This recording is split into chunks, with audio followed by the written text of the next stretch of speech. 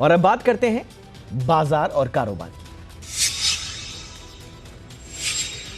बाजार में आज भारी उतार चढ़ाव देखने को मिला। आज सुबह बाजार मजबूती के साथ खुले और पूरे दिन काफी उतार चढ़ाव देखने को मिला। दोपहर बाद आईटी, प्राइवेट बैंक और एफएमसीजी शेयरों में बिकवाली ने बाजार का दबाव बढ़ा दिया। ऊपरी स्तर से निफ्टी 100 अंकों से ज्यादा लुढ़का। सेंसेक्स भी ऊपरी स्तरों से 400 अंकों से ज्यादा टूटकर बंद हुआ।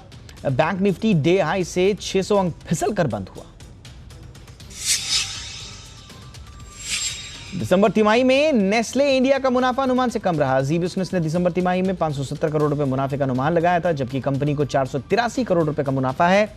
इस दौरान सालाना आधार पर कंपनी की आय 3149 करोड़ रुपए से बढ़कर 3343 करोड़ रुपए रही। 31 दिसंबर को खत्म वित्त वर्ष के लिए कंपनी ने 65 रुपए प्रति शेयर डिविडेंड का ऐलान भी किया है। रेलटेल कॉर्पोरेशन का आईपीओ आज से खुल गया है। पहले दिन आईपीओ 2.5 गुना से ज्यादा भर गया। कंपनी ने इशू के लिए 93 से 94 रुपए का प्राइस बैंड तय किया है। इसके आईपीओ में 18 फरवरी यानी कि गुरुवार तक आवेदन किया जा सकता है। रेलटेल इस इशू से 819 करोड़ रुपए जुटाएगी।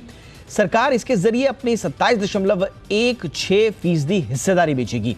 कंपनी ने 155 शेयरों की लॉट साइज रखी है। प्राइस बैंड के ऊपरी कीमत के आधार पर रिटेल निवेशकों को न्यूनतम 14,570 रुपए की बोली लगानी होगी।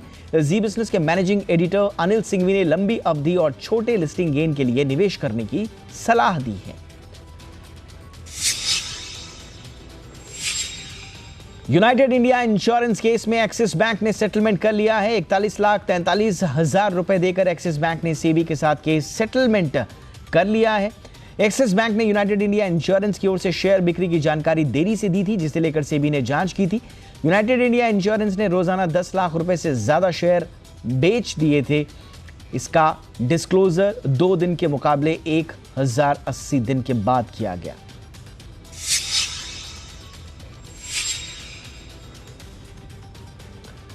ईपीएफओ सब्सक्राइबर्स के लिए आने वाले दिनों में एक बुरी खबर आ सकती है। सरकार मौजूदा वित्त वर्ष यानी 2020-21 के लिए ब्याज दरों में और कटौती कर सकती है।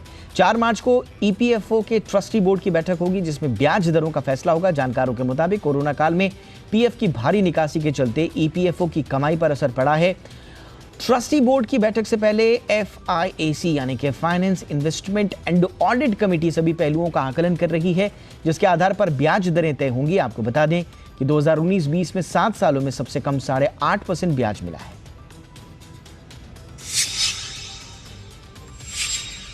Tata group online grocery company big basket में बड़ी हिस्सेदारी खरीद सकती है। न्यूज एजेंसी रॉयटर्स के मुताबिक टाटा ग्रुप बिग बास्केट में 68% हिस्सेदारी खरीद सकती है, जिसकी वैल्यू 9,500 करोड़ रुपए होंगी। इसके साथ ही टाटा ग्रुप एक सुपर ऐप लॉन्च करने की योजना बना रहा है, जिसमें बिग बास्केट के घरेलू सामान और ग्रोसरी प्रोडक्ट्स की बड़ी रेंज को जोड़ा जाएगा। इससे टाटा को एक बड़ा यूजर बेस भी मिलेगा।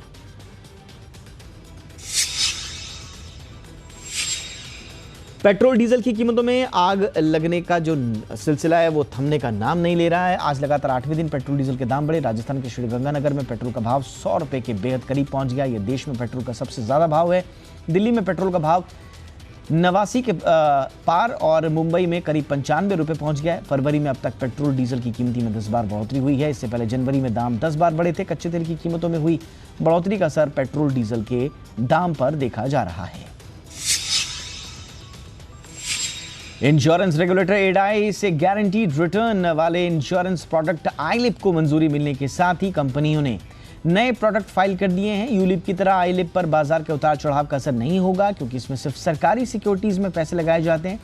साथ ही रिटर्न को एक बेंचमार्क से जोड़ दिया जाता है, जिससे पॉलिसी होल्डर को एक न्यूनतम रिटर्न मिलता है। आदित्य बिरला सन लाइफ इंश्योरेंस के एमडी और सीईओ कमलेश राव के मुताबिक यूलिप से जुड़े नए टैक्स नियम आईलिप पर लागू नहीं होंगे।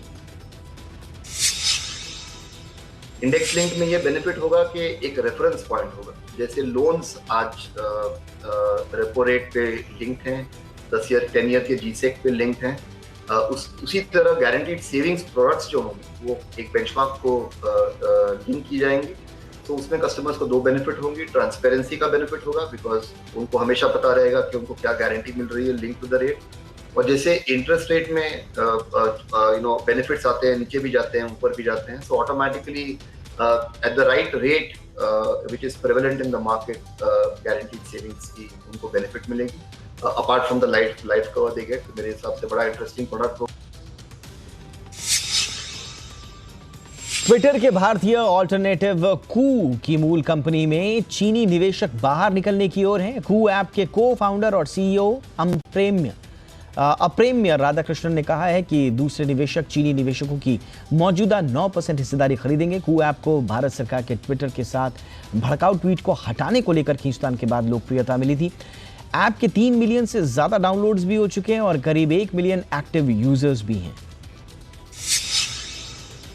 अमेजॉन भारत में मैन्युफैक्चरिंग स्टार्टअप करने जा रही है और इस साल के अंत तक वो चेन्नई में फायर टीवी स्टिक जैसे अमेजॉन डिवाइसेस का निर्माण करेगी। इसके लिए कंपनी ने फॉक्सकॉम की सब्सिडियरी क्लाउड नेटवर्क टेक्नोलॉजी के साथ साझेदारी की है। यह अमेजॉन की देश में पहली मैन्युफैक्चरिंग लाइन होगी।